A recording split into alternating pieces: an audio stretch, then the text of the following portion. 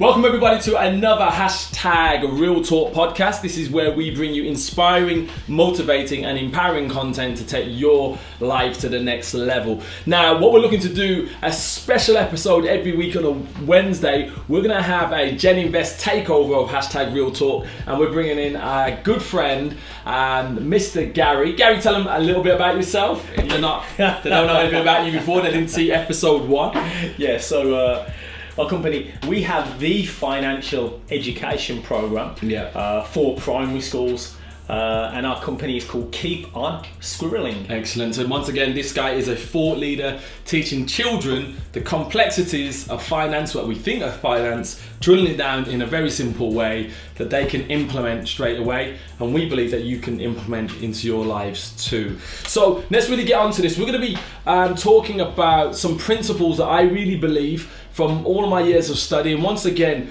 the reason I say this is that I've been in debt. I've been into like 25,000 to 30,000 pounds worth of debt. I've been in that place where I had no money but still had the bills. I've been in that place where I've had sleepless nights. So the reason I'm bringing this, I know what it's like to be on the other side of not having any money. But I also know what it's like then to get the education, implementing the education, and then to be more financially secure. Got properties and things like that, to the point where I decided if I decided to leave work, I could have some income to take me over for a little bit and things like that. So what we wanted to do, we created a free ebook, a 38-page ebook that you can download from our website that will give you key principles from all the education that I've taken from probably over the last 15 years. And I've surmise them into 8 very simple principles, and what we're going to be doing is talking about principle number 2 today. Now, principle number 2, Gary, very simple, leading on from last week's. It's not about how much you earn but how much you keep. The second principle that we want to talk to you about is spend less than you earn, then invest the surplus. Invest the surplus. So I just want to go with some facts. We always like to have some little facts before we start, so you know it's just not my opinion but actually what's really out there. You're looking very dashing, by the way. Oh, thank you. Yeah, you look like you just come on holiday. Have you been on holiday? You look like just come up from Miami or something like that. This is the look of a very successful man. I like it. Okay, so this is coming from the Halifax, the Building Society of the Halifax, and what they've said is 18% of people have no savings at all. Now, 12% of the population, just 12% have 50k or more. All right, good amount of money to have. 55% have said that they have anything between £1. I don't know if you classify savings as £1, but they've said they've got between £1 and 50,000. Now, the interesting thing, when you look to the numbers, 18%, 12%, and 55%, that didn't equate to 100%. So what the Halifax actually said, when I looked at the data, they said 50% of people had no clue. How do you not know? That got me. How do you not know if you've got savings or not? I don't know about you. What kind of level of education do you need to know? Do you have savings? Yes or no? So 50% of people that were interviewed said they didn't know if they had savings. Now, here's another report, another fact from the Scottish Widow, who are a pension provider. What they've said is that on average, a report from them said that the average saving was about £10,000. So most people, if you averaged it out, had about £10,000 of savings. Now, the average monthly savings that people were having was £104. Now, I went away and did some numbers on that. I thought if the average person per month is saving £104, if I look then at the average salary currently in 2019 being 27,500, that means people are saving 2.6%. That is it, just 2.6%, and that is the average. So you imagine people go from an average to the low is either non-existent, and those above not that much more. So that's where we are. Now, here's an interesting fact. This that I found from there was a study from psychologists about people and why they don't save. And what they said, these behavioral economists said, is that they found that most humans, and you can tell me what you think on this, Gary, we'll lead this over to you, would rather have their rewards now than in the distant future. What they said is that even though they know, most people know that it's irrational. What they're doing, they know it's irrational not to save for the future, but they'd rather just buy now. Whatever I need, I'd rather do that now. And simple things like they would say to people, if you could go on a better holiday next year to Mexico, let's say, would you sacrifice a holiday to Mallorca this year? Most people are like, no, I need to have a holiday every year. I'm going to Mallorca every year. But no, you could go see the dolphins. Yes. You know, in Cancun. They're like, no. Most people are irrational to do that. And what they said is that by saving in many ways was going against people's natural human nature. I thought that was really... Yes, me too. When I heard that, I was like... Yeah, yeah. So I was like, oh, okay, if it's not in our nature, how do we break that? You know, so that's some of the things that we're going to be talking about here. Now, I just wanted to, share you some saving stories, okay? That hopefully you'll start the buzz up as you're watching this podcast going, actually, maybe I should start saving. You know, this is what I could have. So here's one of the stories that I found on the internet. A gentleman, and you can obviously go and research this yourself, Kurt Tin Can Kurt Dignam, okay, is his name, so it's a mouthful, alright. Seemed like a harmless eccentric at first, they said, who's basically scavenged tins from bins and leftover food and things like that to sell for pennies to shopkeepers and recycling plants. Now, when he died, this was someone who they thought was just a scavenger, didn't have anything. When he died worth more than £1 million, and he had gold bars in his possession. This is someone who didn't look like a successful man, just by saving and collecting tins and selling them and recycling them, of 250,000, okay, in gold bars. Okay, another story. Hopefully this will inspire you. A part-time janitor, a part-time cleaner, janitor is American, okay, left 6 million, or the equivalent to 3.8 million, to share between hospitals. And basically what they said was that if you looked at him, he had a second-hand car, all right, his coat you had to do up with safety pins. Nobody knew that it was worth this, but he was saving from his part-time job, just reinvesting it, and we'll talk about compound in one of the future episodes. Compounded it, didn't spend it, just kept on allowing it to multiply. When he died, had 3.8 million. One more story before we get into this. One more story just to entice you. An anonymous family in Campbelltown, this is Scotland, okay, bringing it back onto our shores, amassed a massive 1.4 million after saving all their cash. They said they gave up smoking, drinking and other luxuries, and they saved 1.4 million pounds in cash. These are all average people, not high earners, people who are not earning big money, but they just follow principle number one. It's not about how much you earn, but how much you keep, right? So, Gary, we're gonna go into some questions I want to throw out to you, being a money expert that you are. Why, we talked about it's against human nature to save. Why, in your opinion, do you think it's so hard that people are really struggling to save money, in your opinion? Again, there's a few reasons. Yeah. We have a lesson for the primary school children. Yeah. And the one lesson is called "Your money must have purpose." Wow. Your money must have purpose. Yeah. Otherwise, without purpose, it is spent foolishly. So there's got to be a reason to keep money. That sounds like a Chinese proverb. So say that again. I may not catch that. Say it very slow. Someone might be writing notes and they're saying, hold on. What did he say again? Rewind. Okay, we're going to say it for you so you don't have to rewind on the podcast. Your money must have purpose. Right. Otherwise, it is spent foolishly. Yeah. That also goes for your time, by the way. Yeah. If your time doesn't have purpose, that is spent foolishly also. So here's a question then. What do you think most people have? What's their purpose behind most people's money? Do you think? I can't talk for everybody, but a lot of people like the nice things that they have today, and some, it may be that they're just caught up in debt. Yeah. Because they're buying all the things now and want everything now. They don't have the opportunity to save because they've already spent their money. They haven't kept for a reason. Yeah. And if you look at it further in terms of purpose, there has to be something compelling. Yeah. So when we're looking at purpose, there has to be something brighter in the future, something more compelling that goes, I could have this right now. Yeah. That's greater over there. Wow. That's more. Okay. So, because the thing is, Denzil, whenever we say yes to something, we're saying no to something else. Yeah. Right? We know this, That's right? That's principle. So every time we're saying yes to something, right? So we're going to buy that flashy car, okay, we're going to buy that expensive jacket, right? We're saying no to potential dream that you might have for business, something you might want to do for a marriage abroad, or whatever it may be. Whatever it is for you, if you don't find a big enough reason, a compelling future, a reason for your money, a reason to keep some of your money, You just spend. You just spend your money. Whatever comes your way, whatever sparkles. So here's one of the things then. So Gary's really talking about, and we've touched on it before, the power of visualization, but actually we did a podcast about the importance of goals and having goals, and which is basically having a purpose for your life. So I think we'll just touch on that, but obviously, you know, if you want to really understand that more, we spent like 20 minutes, can't remember what episode that is, but if you go back through on SoundCloud or iTunes or even on YouTube, you'll see on the hashtag Real Talk podcast a episode primarily just around goal setting and planning.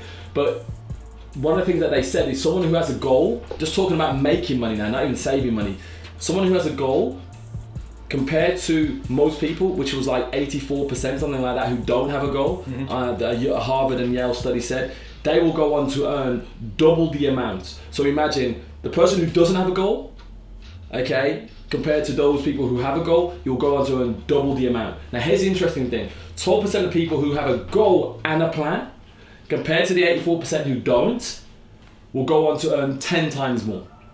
So what he was saying is that if you have a focus and of knowing what you want to do, focus, keyword there. Yeah, a focus on knowing what you want to do, you're more likely to achieve it. So when it comes to money, yes, you've got to have like this big why, as you were saying, you know, that thing that's going to compel you to say, I'm going to save money. Let me ask you a question. Let's use you as an example then. Yes. What was so compelling for you to then be someone who saves and not be overly lavish? Yes, okay. What compels you to if I do really that? go back, you know, I'd probably say the word pain. Yeah. I would use the word pain. From a very young age, you know, you would see family members, people around you struggling financially. Yeah. That's painful. Yeah, 100%. You would go through, you know, personal experience as well in my early 20s. Yeah. Financial challenges, mortgage, various things. Got a house when I was 21. Yeah. Okay.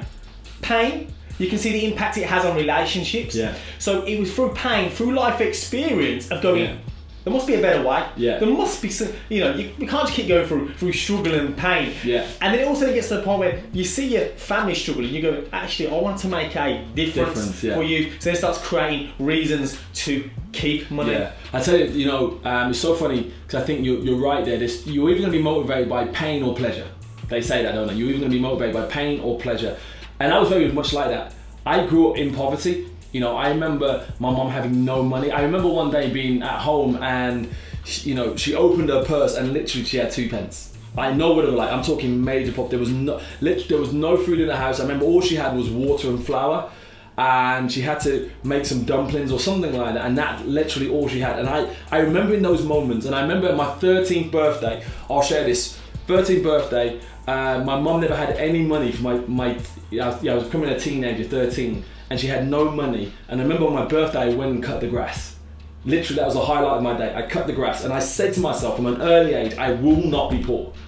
Like, I experienced it and I hated it. Now, you know, more recently, I was probably giving away 14, I think every year I tithe and I started to give away 1% extra. Because I realized how lucky I was to have wealth or to have income that I started to give it away. You know, and people would say you're giving away too much, but actually I know it was like me just recognizing, well, I've been so blessed, I know what it's like to be poor, and if I can help someone else to get out of that situation. Now that's why we did GenHope and GenInvest, and we're working with yourselves, because I wanted to take people, I know people who are watching this, there may be someone watching this and you're in that same position. Like, you've got so much pain around poverty and you're like, I'm fed up with being fed up with having no money. So that may be a catalyst. Don't ignore that pain. Use it as a catalyst and a driver to say, I'm going to move forward. You know, I'm not going to stay in this place. So I love what you're saying there. So most people, you know, I think what they need to do is accentuate whatever it is that they want, okay, or accentuate what is it that they don't want. Would you agree? Would you be able to? Yes. So it's using that pain. Yeah. And it's almost giving that pain fuel. Yeah. Right. That frustration fuel to press on and pursue, almost, which has been a challenge to overcome that. Awesome. And also, it's amazing what strength, mental toughness that can give you.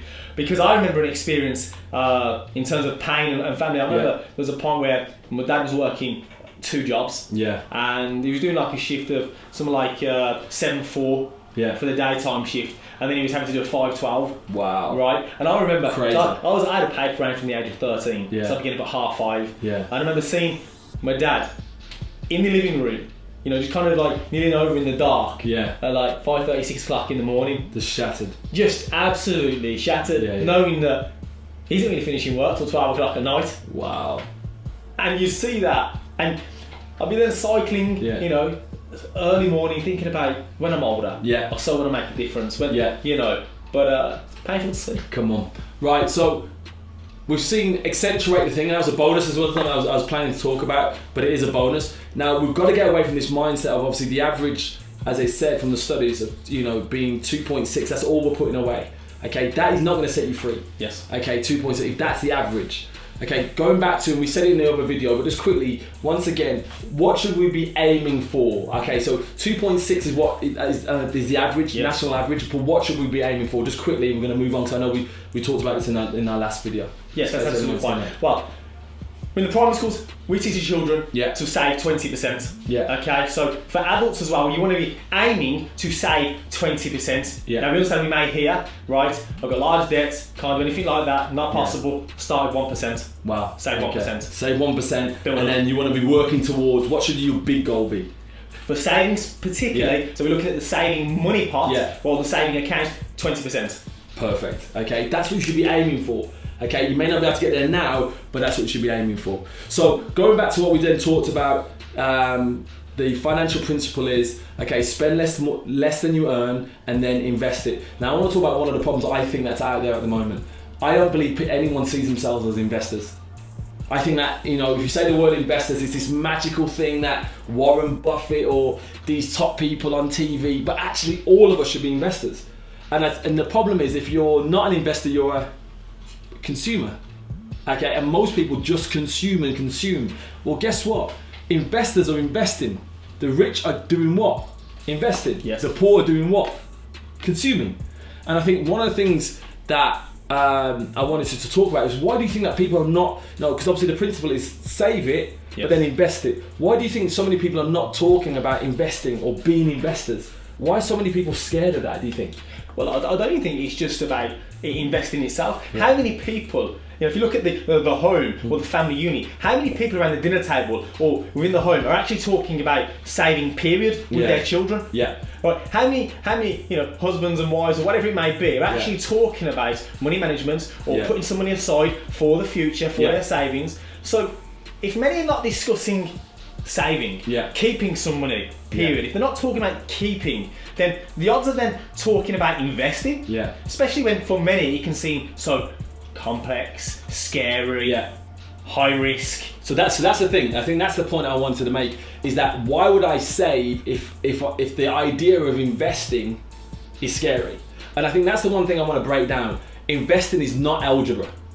It really isn't. It is incredibly simple. And we're going to break down that myth of how you invest, especially in properties. I don't know too much about shares, but we will be bringing key people to talk about shares. But definitely comes to property, it is incredibly simple. Okay, but you have to save first. And I know, going back to the Jewish culture, Jews, and I didn't even know the Asian culture now. It is like, hey, if you're buying properties, it's just what they do. It's like ingrained in them that that's what you do. You buy properties, you invest. So already I'm trying to teach my children that you should have a portfolio.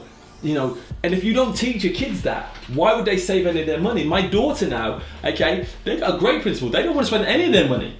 They're on like a 90-10 rule, okay, because mum and dad can pay for it. They're wise. You're using the power of leverage. We're talking about other people's money, OPM, other people's money, all right? So I think we have to break that myth about that. So I think there's a couple of actions that we can take, and you can tell me what you think. One of the ones we've already discussed is, if you want to start saving so you can start to invest, you've got to get a big why. Okay, now just quickly talk about, so we talked about the pain element, but what about, how else you can accentuate the good stuff?